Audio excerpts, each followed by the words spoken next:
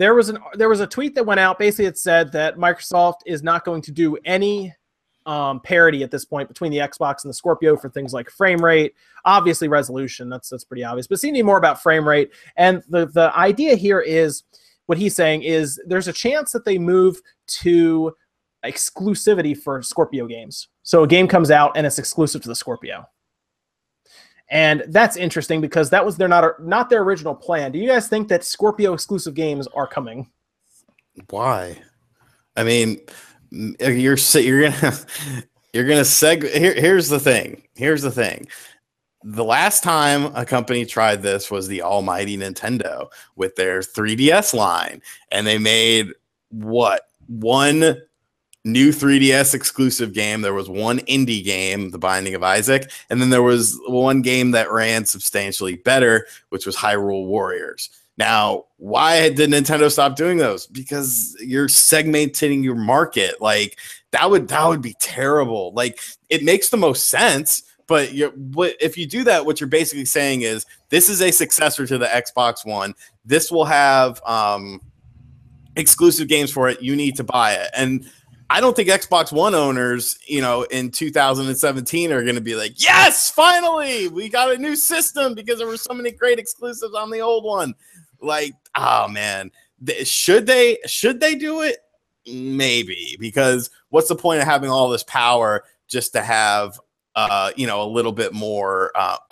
Fire Emblem Warriors is a new 3DS exclusive, but that's also because it's using the Hyrule Warriors engine, and Hyrule Warriors ran like crap on the original 3DS. It ran really well on the new 3DS, but you're segmenting a market that's not that big to begin with, and that's very, very dangerous. Yeah, absolutely. What do you think, Philip? Do you think exclusive Scorpio games is the answer? No, definitely not. It would be a nightmare. It would officially be the end, I think, for Microsoft if they did that. I mean, why not just release the next Xbox then? If you're just going to make exclusive games for like a new Xbox, just call it Xbox 4 or whatever. I think that they've already come out and said that this is going to be a backwards compatible, or I mean that this console is going to play, like they're not going to develop for just one or the other. Like it's going to play both games. All the games will play between both consoles. There'll be parity. And for them to go back on that word now would just be like, we wouldn't take that. I don't think the public would take that. I just don't see that happening. It'd be worse than a red ring, in my opinion. Sure. Evan, what do you think, Evan? I know what you're going to say. You're going to say, well, I just buy a 1080 instead of a Scorpio, but let's just pretend that you're a mainstream consumer walking in, you get the Scorpio and you realize that there's exclusive games to it. Is that good? Do you think Microsoft should push that? Well, it's not good from a business standpoint, definitely, especially since it's going to be the Scorpio, which we're already determining isn't going to sell well. And if it's a Scorpio exclusive, who are you going to be playing that game with if it's multiplayer? It's just not going to happen. I don't know, the Scorpio seems weird. The wording of that tweet makes it sound a little off, because I know they showed off that Xbox headset, the HoloLens mixed with whatever else they had. Yes, but the augmented reality. The big place they showed that off at was like an engineering convention talk almost, where they showed off programs that could run on it to be able to manipulate 3D models of things that need to be built and such. I'm almost feeling like, what if they're just trying to like rebrand it over so that the Xbox One is more of a cheap alternative for a business to purchase, since it's the same hardware, same programs, same drivers, same updates as any of the others. And if your business has it and another business has it, you can utilize that AR function to interact with each other in your projects a little bit easier than having computers that could have some slight variations and issues. Like, what if that's really their goal? Because if it's not just about the game parity and stuff, what if it's just programs? What if there's going to be programs specific to the Scorpio instead that would run? Because why would they show off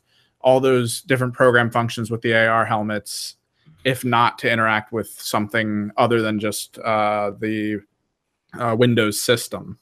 Like, I don't know.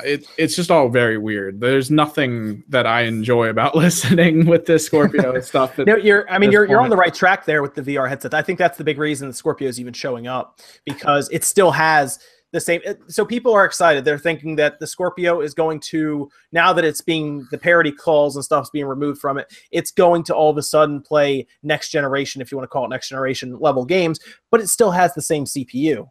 It still has the Jaguar processor, which is not a good, it's a laptop processor. It's not a good processor. And Destiny, the developer for Destiny pretty much threw the Jaguar processor under the bus and said it can't be 60 frames because it's CPU bound with the physics and stuff we're running in game. So the PS4 Pro's GPU is strong enough, but the CPU isn't. But the Scorpio has the same CPU. So how is the Scorpio all of a sudden going to do 60 frames?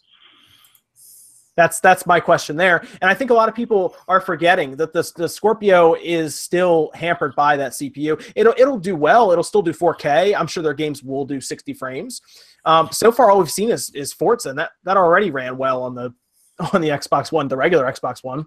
So until we see games like, say, Destiny 2 run 60 frames, all of a sudden, then it's worth it. But until then, you're paying $500 for a prettier picture, and then you're trying to sell it to the mainstream consumer who doesn't understand checkerboard pattern between PS4 Pro and a Scorpio.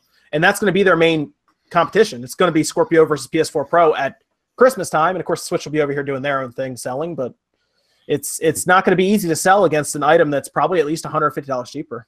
So I don't know. It doesn't have Super Mario Odyssey on it. It doesn't have Super Mario Odyssey. Doesn't have Crash Bandicoot on the other side. It doesn't have Persona.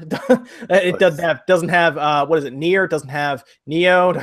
Like the list goes on. It doesn't have Mario Kart. Yeah, it's a cluster.